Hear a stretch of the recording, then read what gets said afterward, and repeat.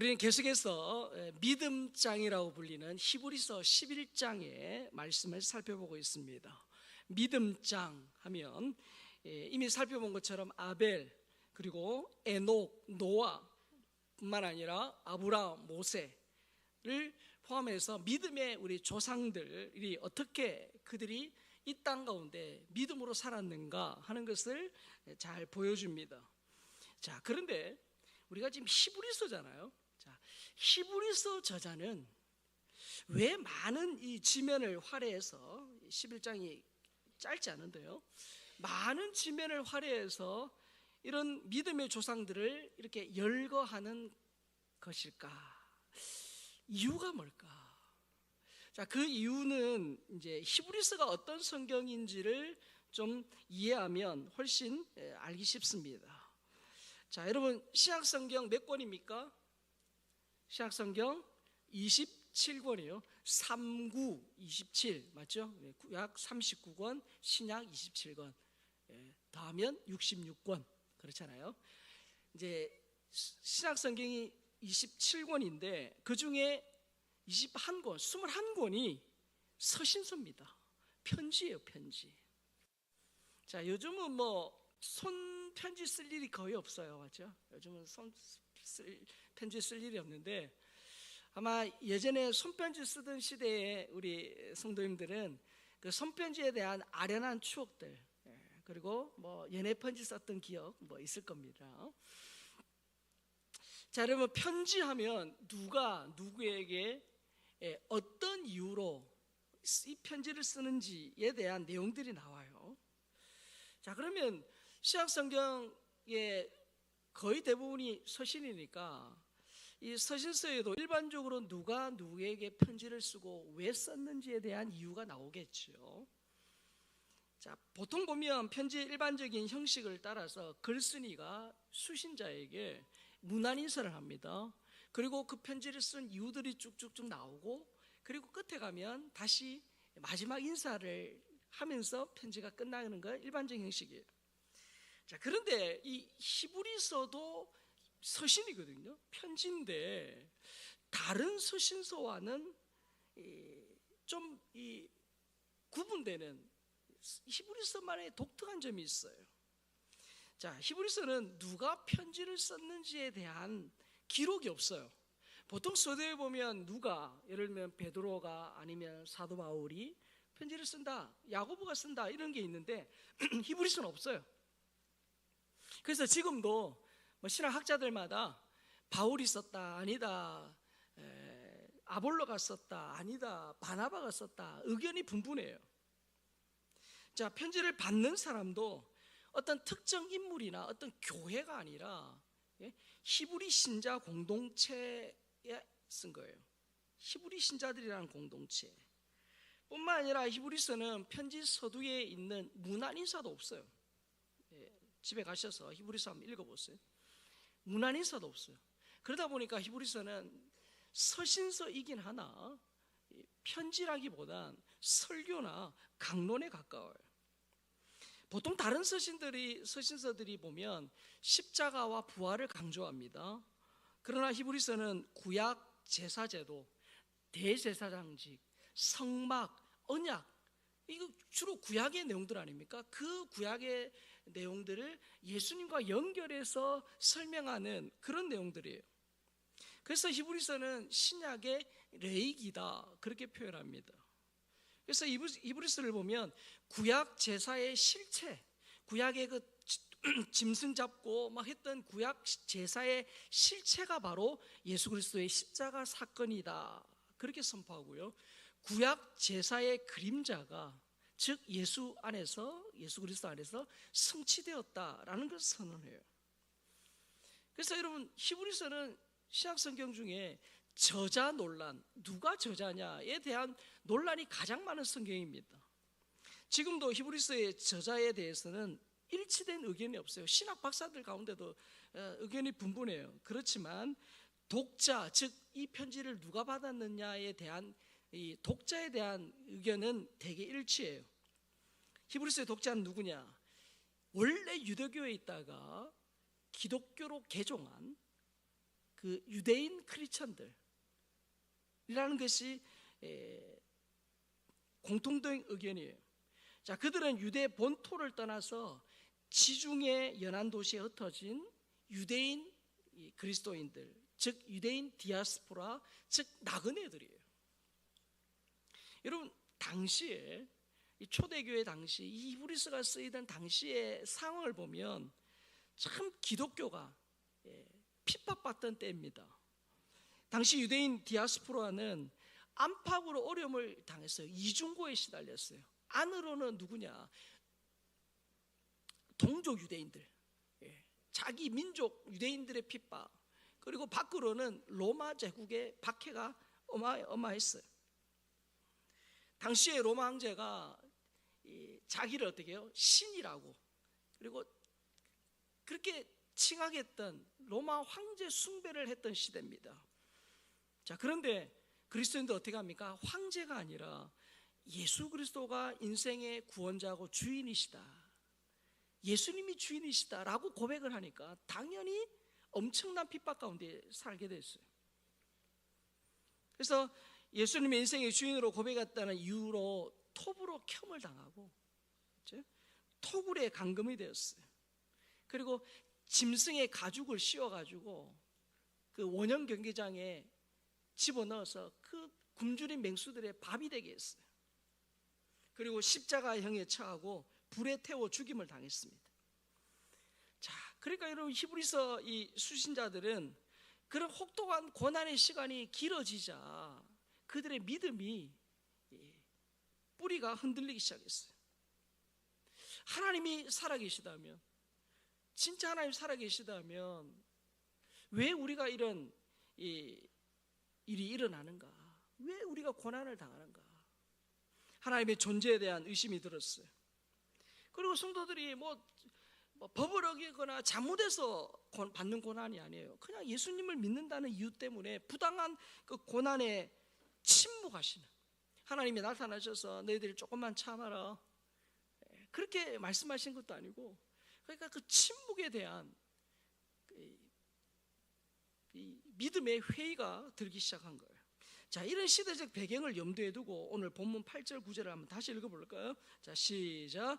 믿음으로 아브라함은 부르심을 받았을 때에 순종하여 장래 유업으로 받을 땅에 나아갈새 갈 바를 알지 못하고 나아갔으며 믿음으로 그가 이방의 땅에 있는 것 같이 약속의 땅에 거류하여 동일한 약속을 유업으로 함께 받은 이삭 및 야곱과 더불어 장막에 거하였으니. 자, 우리는 이 성경 읽어도 무덤덤한데 당시의 성도들은 이 성경 읽을 때 어떻게 해요? 우리와는 다른 감동이 있었어요. 로마 제국 아래에서 기독교인들은 황제 숭배를 거부했기 때문에 반역자, 그리고 불법 집단으로 낙인이 찍혔어요. 감옥에 가요. 재산 몰수당했어요. 그리고 많은 성도가 순교의 제물이 됐습니다. 예수 믿는다는 이유 때문에 가족, 친척, 유대인 공동체에서 쫓겨나요. 기독교를 버리고 예전 유대교로 돌아오라는 이 동족들의 회유, 협박에 시달렸어요. 그런 상황에서 히브리서 저자는 눈에 보이는 현실보다 하나님의 말씀을 붙들었던 그 믿음의 조상들을 지금 열거하고 있는 거예요. 이유가 뭡니까? 그 어려움 중에서도, 지금 그들이 겪고 있는 어려움 중에서도 하나님을 바라봤던 그들의 조상들을 생각하면서 그들에게 어떻게 해요? 그 조상들을 소개하면서 믿음의 본을 제시하기 위해서 히브리서를 쓴 거예요. 또한 믿음의 조상들도 고난을 끝까지 견뎠다는 것을 말함으로써 지금 현재의 그 고난을 견딜 수 있는 힘, 그 힘을 그들에게 주기 위함이에요. 자, 그리고 자막에 보면 결국 그들에게 어떻게 해요? 더 나은 소망을 품게 하려고 이 히브리서 저자가 믿음의 인물들을 지금 한 명 한 명 열거하고 있는 거예요. 자, 오늘 우리가 살펴볼 아브라함, 우리에게 친숙한 인물이에요. 그렇죠? 아브라함 친숙한 인물이에요. 여러분, 이 히브리서를 살펴보면 히브리서 11장에 믿음의 사람들이 이렇게 쭉 나오는데, 특별히 아브라함 이야기가 다른 사람들보다 더 많은 분량을 차지하고 있어요. 자, 이유는 단순히 그가 유명하기 때문에 그렇게 많은 지면을 활용해서 아브라함 얘기를 하는 게 아닙니다. 당시에 히브리서 이 수신자들, 즉 히브리서를 읽는 그 독자들과 아브라함의 처지가 많이 비슷하기 때문에요. 그 아브라함의 믿음과 이 히브리서를 읽는 그 독자들의 상황이 많이 비슷해요. 자, 세 가지 공통점이 있어요. 자, 첫 번째가 뭐냐? 본문 8절 한번 읽어볼까요? 자, 8절 읽습니다. 시작. 믿음으로 아브라함은 부르심을 받았을 때에 순종하여 장래 유업으로 받을 땅에 나아갈새 갈 바를 알지 못하고 나아갔으며. 자, 아브라함과 히브리서 독자들의 공통점 첫 번째가 뭐냐? 그들 모두 다 지금 불확실한 미래, 불확실한 상황에 있었다는 거예요. 아브라함은 갈 바를 알지 못하고 오직 하나님의 말씀만 붙잡고 떠났다, 그렇게 돼 있죠. 히브리서 수신자들 지금 박해 속에서 고민하는 거예요. 내가 이 믿음을 지킬 것인가? 믿음을 지키면서 계속 이 고난 가운데 있을 것인가? 아니면 믿음을 포기하고 유대교로 돌아가거나 나 예수 안 믿어라고 하면서 그냥 그 고난, 그들에게 있는 고난을 회피할 것이냐? 어떻게 할 것이냐? 불확실한 미래 가운데 있는 거예요. 아브라함도 히브리서 수신자들도 모두 보이지 않는 하나님의 약속만 붙들고 살아야 되는 상황, 불확실한 미래가 공통점이에요. 두 번째 공통점은 본문 9절에 나옵니다. 9절 읽습니다. 시작. 믿음으로 그가 이방인의 땅에 있는 것 같이 약속의 땅에 거류하여 동일한 약속을 함께 받은 이삭 및 야곱과 더불어 장막에 거였으니. 공통점 두 번째는 뭐냐? 그들 모두 다 나그네라는 거예요. 아브라함, 하나님이 가라고 하신 약속의 땅 가나안에 갔지만 살았지만 소유자가 아니라 그도 장막 생활을 하는 나그네. 히브리서 수신자들도 로마 사회에서 이방인 취급을 당하고 있어요. 사회 경제적으로 배척당한 나그네 신세입니다. 그러니까 여러분, 아브라함도 히브리서 수신자들도 모두 세상에서 안정된 삶을 누리지 못하는 나그네라는 공통점이 있어요. 공통점 세 번째, 본문 10절에 나와요. 같이 봅니다. 이는 그가 하나님이 계획하시고 지으실 터가 있는 성을 바랐습니다. 그들은 모두 영원한 본향을 소망했다는 공통점이 있어요. 아브라함은 하나님이 계획하시고 지으실 터가 있는 성을 바라봤다, 그렇게 말하죠. 히브리서 수신자들도 더 나은 본향, 즉 하늘에 있는 것을 소망했다라고 말해요. 히브리서 11장 10절에 그렇게 되어 있잖아요.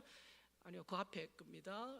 이는 그 다음 거 봅시다. 자, 시작. 그들이 이제는 더 나은 본향을 사모하니 곧 하늘에 있는 것이라. 이러므로 하나님이 그들의 하나님이라 일컬음을 받으심을 부끄러워하지 아니하시고 그들을 위하여 한 성을 예비하셨느니라. 그러니까 아브라함도 하나님이 계획하시고 지으실 터가 있는 성을 바라봤다.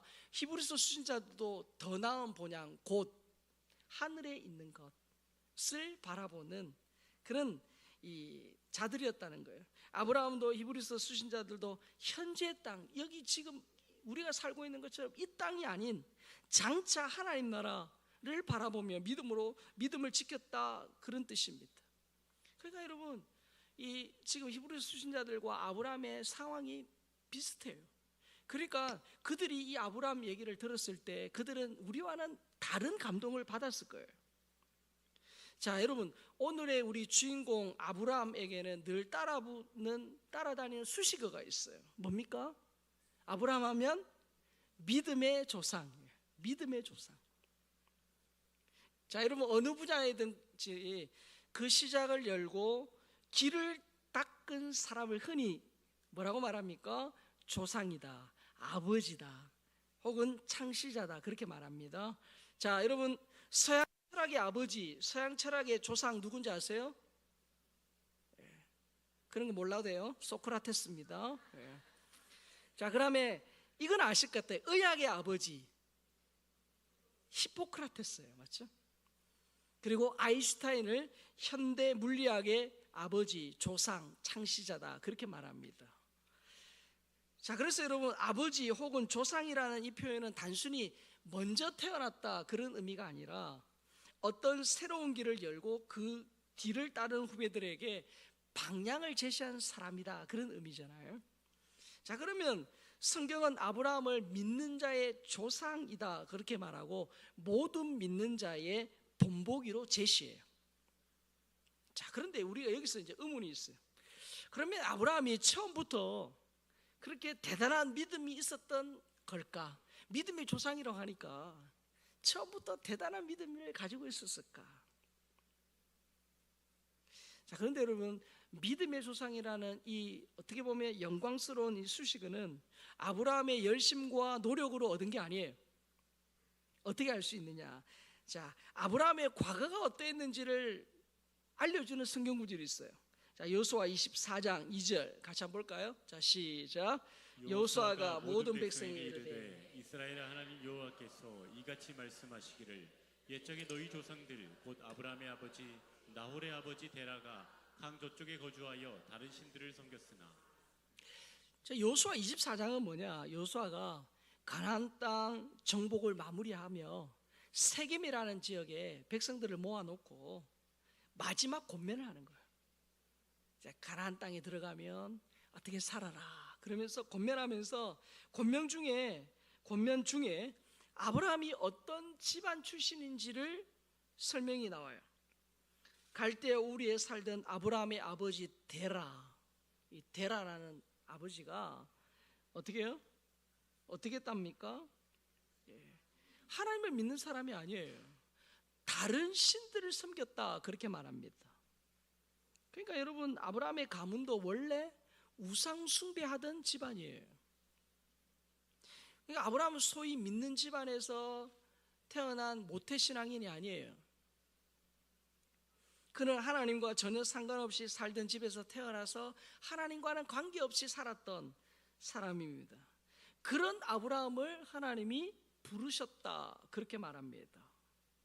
그러니까 여러분, 믿음의 조상이라고 하니까 이 사람이 아브라함이 처음부터 하나님을 찾고 뭔가 하나님을 위해서 뭔가 대단한 일을 한 것처럼 우리가 생각할 수 있는데 그런 게 아니에요. 아브라함이 하나님을 부른 것이 아니라 하나님이 먼저 아브라함을 부르셨다. 이 내용이 스데반 설교 중에도 나와요. 자, 사도행전 7장 2절 3절 있습니다. 시작. 스데반이 이르되 여러분 부형들이여 들으소서. 우리 조상 아브라함이 하란에 있기 전 메소보다미아에 있을 때에 영광의 하나님이 그에게 보여 이르시되 내 고향과 친척을 떠나 내가 내게 보일 땅으로 가라 하시니. 자, 이거는요, 이 금방 읽은 본문은 스데반이 사내들인 공회 앞에서 자신을 변호하는 자리에서 이스라엘 역사를 요약하면서 했던 설교입니다. 그 하나님의 부르심과 구원은 혈통이 아니다. 하나님의 은혜다라는 것을 강조해야 하는데 그 하나님의 부르심과 구원의 첫 번째 사례가 누굽니까? 아브라함이에요.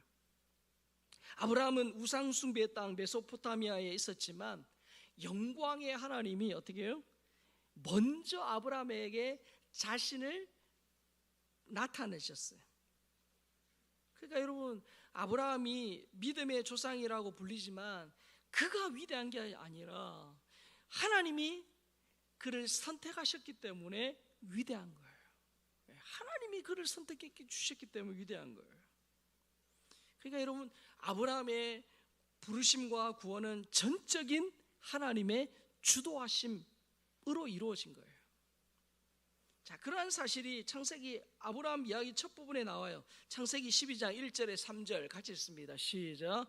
여호와께서 이르시되 너는 너희 고향과 친척과 아버지의 집을 떠나 내가 내게 보여줄 땅으로 가라. 내가 너로 큰 민족을 이루고 내게 복을 주어 내 이름을 창대하게 하리니 너는 복이 될지라. 너를 축복하는 자에게는 내가 복을 내리고 너를 저주하는 자에게는 내가 저주하리니 땅의 모든 족속이 너로 말미암아 복을 얻을 것이라 하신지라. 자, 여러분, 여기서 반복돼 사용되면서 강조하는 말 제가 빨갛게 해놨는데 뭡니까? 내가예요. 여기 내가는 누굽니까? 하나님이세요. 우상 숭배자의 집에서 아브라함을 먼저 부르신 분이 하나님이시다. 그리고 저기 보면 큰 민족, 그리고 복이라는 말, 이름을 창대하게 한다. 그리고 축복과 저주, 모든 족속이 너로 말미암아 복, 이런 말 있죠. 여러분, 이 말은 아브라함 스스로 할 수 있는 일이 아니에요. 그러니까 당시 아브라함 상황에서는 도저히 이룰 수 없는 약속, 그 약속을 하신 분이 누굽니까? 하나님이세요. 그러니까 하나님이 아브라함을 선택하시고 그에게 이런 약속하신 것은 인간의 공로나 자격이 아니라, 아브라함이 뭔가 대단한 일을 했기 때문에가 아니라 하나님의 전적인 은혜요, 하나님의 주도하심이라는 거예요. 자, 여러분, 우리가 여기서 아브라함의 부르심과 구원에서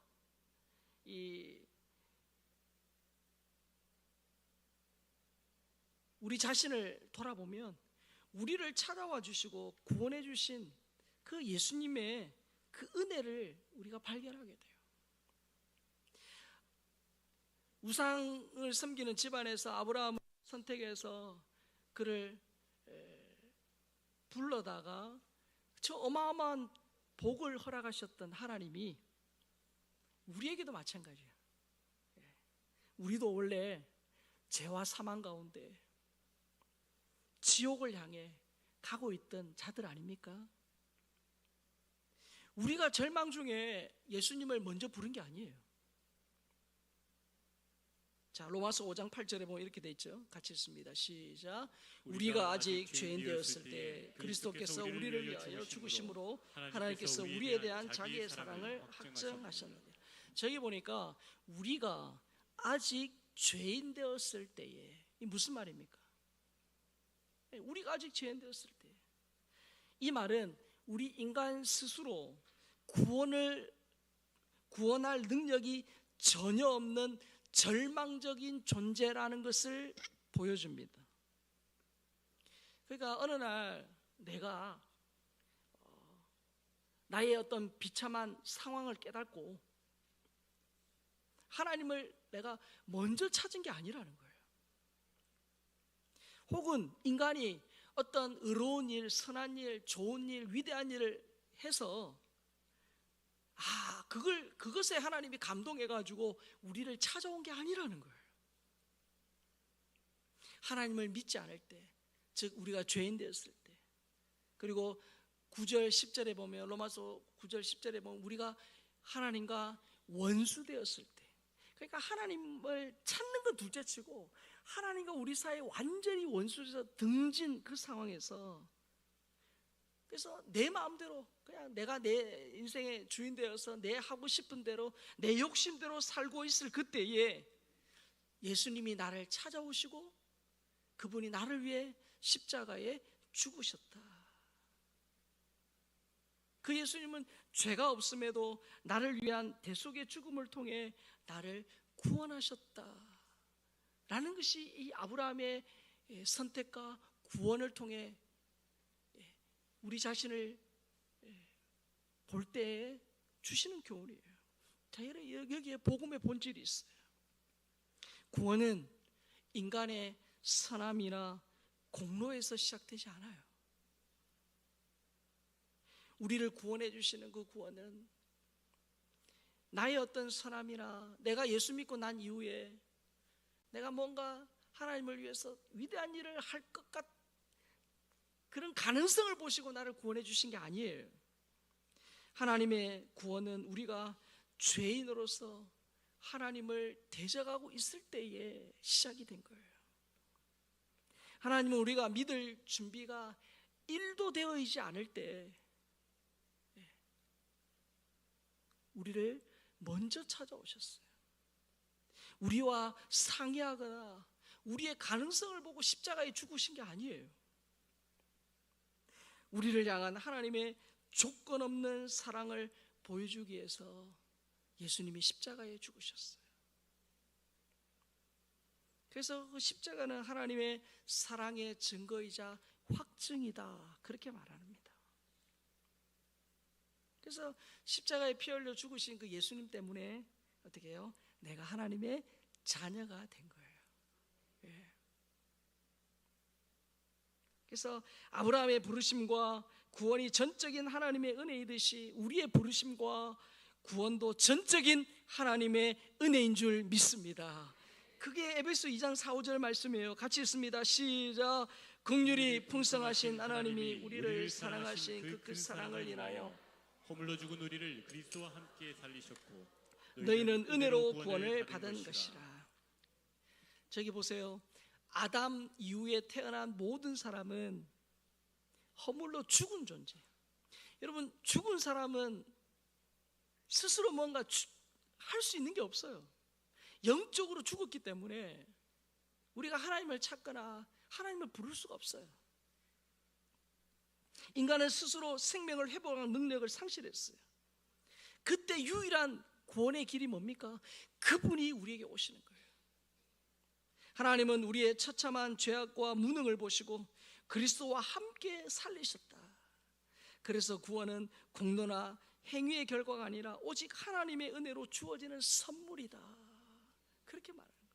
그러니까 여러분, 저와 여러분은 어떤 대단한 사람의 선물, 뭐 대통령 선물 받으면 얼마나 영광스럽겠습니까마는 그런 대단한 사람의 선물은 우리가 못 받았다 치더라도, 물론 여러분 가운데 받은 분인지 모르겠는데 저는 못 받았거든요.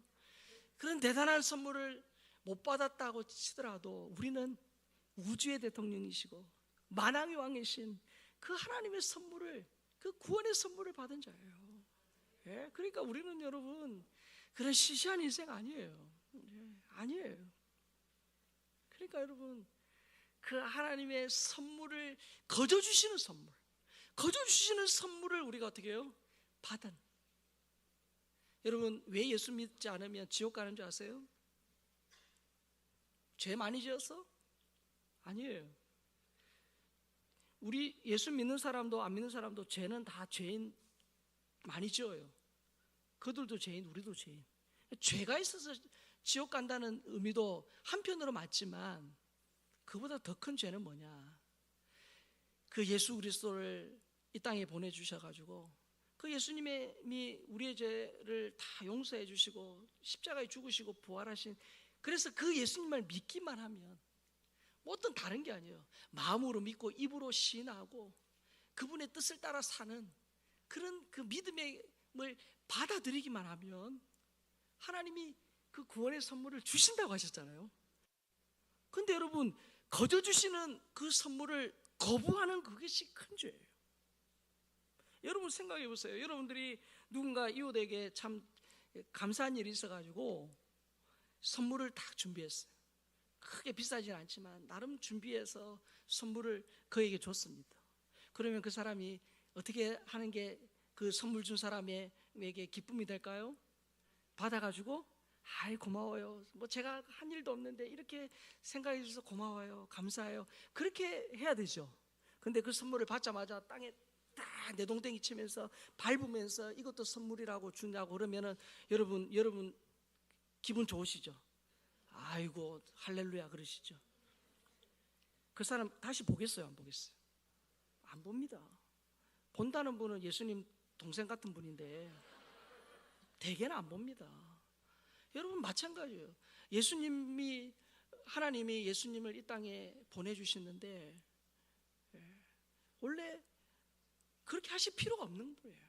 원래 우리는 죄 가운데 살다가 그냥 죄 때문에 지옥 가도 무방한 사람들이에요. 그러나 하나님이 우리를 위해 예수님을 보내주셨고 그 예수님이 땅에 십자가에 지시고 죽으셨어요. 그래서 그 예수님만 믿기만 하면 구원을 선물로, 영생을 선물로 주겠다고 하시는데 그걸 안 받는 그것이 가장 큰 죄다. 그게 지옥 갈 죄다라는 거예요. 그래서 우리 예수 믿는 사람들은 그런 하나님의 선물을 받은 그런 진짜 이건 로또 당첨된 것보다 더 위대한 기쁜 일이에요. 감사한 일이에요. 자, 근데 여러분, 이 하나님의 그 부르심, 그 부르심을, 하나님의 초청을 우리가 어떻게 해요? 받아들여야 되죠. 이거는 내가 할 일이에요. 아브라함이 잘한 일이 뭡니까? 자, 본문 8절을 봅니다. 자, 시작. 믿음으로 아브라함은 부르심을 받았을 때 순종하여 장래 유업으로 받을 땅에 나아갈새 갈 바를 알지 못하고 나아갔으며. 하나님이 부르셔요. 자, 부르셨을 때 뭐 나 몰라 안 해 그러지 않고 순종했다 그렇게 말합니다. 그는 갈대아 우르에서의 그 안정적인 삶을 포기하고 갈 바를 알지 못하고 떠났어요. 창세기 12장 1절에 보니까 그 아브라함의 결단이 절대 쉽지 않은 것이었다는 걸 알 수 있어요. 자, 12장 1절에 이렇게 돼 있잖아요. 여호와께서 아브라함에게 이르시되 너는 너의 고향과 친척과 아버지의 집을 떠나 내가 내게 보여줄 땅으로 가라. 여기서 가라는 말은 그냥 갔다가 좀 안 되면 돌아오라 그런 뜻이 아니에요. 떠나서 다시 돌아오지 않는다, 완전한 분리를 의미합니다. 여러분, 고대 사회에서 고향과 친척과 아버지 집은 즉 신분과 보호와 생활 기반을 의미해요. 가족 중심 사회에서 친척을 떠난다는 것, 사회적 고립과 안정과 안전을 포기하는 무모한 결단입니다. 경제적 기반과 인간적 보호막을 포기하는 극도로 위험한 선택이에요. 더욱이 하나님이 아브라함을 부를 때 내가 내게 보여준 땅이 아니라 보여줄 땅이에요. 이미 그 목적지를 모르는 상태에서 떠난 거예요. 근데 여러분, 이게 예를 들면 정말 시골 깡촌에 살다가 도시로 가라 그러면 다 얼마나 좋겠어요, 맞죠? 다 짐 싸가지고 드디어 도시로 간다. 그런데 당시에 아브라함이 살던 우르 하란은요, 문명이 발달한 도시예요. 그런 발달한 도시에서 그곳의 어떤 안락함을 버리고 미지의 땅으로 떠나는 것은 눈에 보이는 번영보다 하나님의 말씀을 더 신뢰하는 결단을 요구합니다. 그래서 그 아브라함이 정말로 인간적으로 볼 때 할 수 없는 그 결단을 한 거예요. 아브라함의 믿음이 뭡니까? 익숙함에서 떠나는 결단으로부터 시작이 됐어요. 아브라함의 믿음은 하나님보다 더 의지하는 것을 버림에서부터 시작이 된 거예요. 여러분, 우리의 믿음도 다르지 않아요? 하나님 없이도 살았던, 그리고 하나님 없이도 살 수 있을 것 같은 그 익숙함, 안락함에 머무르지 않고 자기 중심적인 그런 세속적 가치관, 죄의 습관을 버리는 그 결단에서부터 믿음이 시작돼요.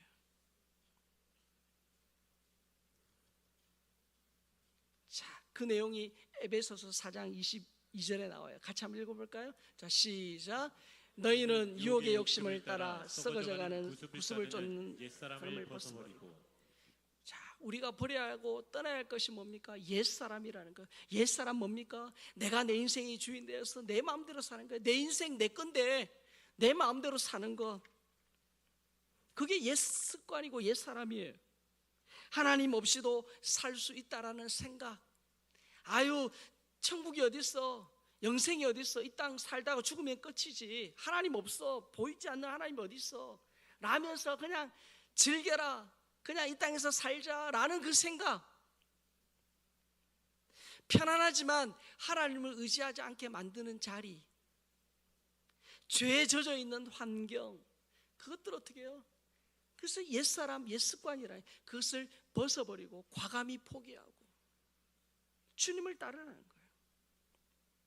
뿐만 아니라 아브라함에게 의지가 되었던 그 아버지 집, 친척, 본토, 그걸 떠나라 한 것처럼 우리에게도 하나님보다 더 의지하게 하는 것이 있어요. 돈이나 명예나 사람의 인정이나 습관적인 종교 행위나 자식의 성공이나 자기 계획처럼 하나님보다 더 의지하는 그것을 내려놓을 때 믿음이 시작이 되는 거예요. 예레미야 17장 5절에서 8절 우리 큰 목소리 한번 읽어볼까요? 시작. 여호와께서 이와 같이 말씀하시니라. 무릇 사람을 믿으며 육신으로 힘을 삼고 마음이 여호와께서 떠난 그 사람은 저주를 받을 것이라. 그는 사막의 떨기나무 같아서 좋은 일이 오는 것을 보지 못하고 광야 간조한 곳 건건한 땅 사람이 살지 않는 땅에 살리라. 그러나 무릇 여호와를 의지하며 여호와를 의뢰하는 그 사람은 복을 받을 것이라. 그는 물 가운데 심어진 나무가 그 뿌리를 강변에 뻗치고 더위가 올지라도 두려워하지 아니하며 그 입이 청청하며 가무는 애에도 걱정이 없고 결실이 그치지 아니함 같으리라. 아멘. 하나님보다 더 의지하는 안전망, 의지처, 그걸 버리고 하나님을 의지하고 하며 신뢰하는 사람, 어떤 사람이라고? 물가에 심은 나무처럼 열매 맺는 사람이 된다, 그렇게 말씀합니다. 사랑하는 성도 여러분, 아브라함의 믿음의 조상 아브라함이 처음부터 그렇게 믿음이 있었던 게 아니에요. 하나님이 그를 찾아오셔서 그에게 믿음을 주셨고, 그를 먼저 불러주셨고, 하나님의 그 부르심 앞에 아브라함이 잘한 게 뭡니까? 인간이 할 일이 뭡니까? 그 말씀에 순종한 거였어요. 우리도 다르지 않아요. 우리도 하나님을 없이 살았던 우리의 과거, 옛 습관, 옛 사람을 벗어버리고 하나님이 부르실 때 그 부름에 순종하여 하나님이 보여주실 그 땅, 그 땅을 향해 가는 것, 그게 믿음의 출발입니다. 이번 한 주도 금방 예레미야 말씀처럼 눈에 보이다가 잠깐 사라지는 안개와 같은 그것 아니라 우리의 구원자가 되시고 인생의 주인 되시는 하나님을 의지하고 말씀을 따라 믿음으로 승리하는 저와 여러분 될 수 있기를 주님의 이름으로 축복합니다.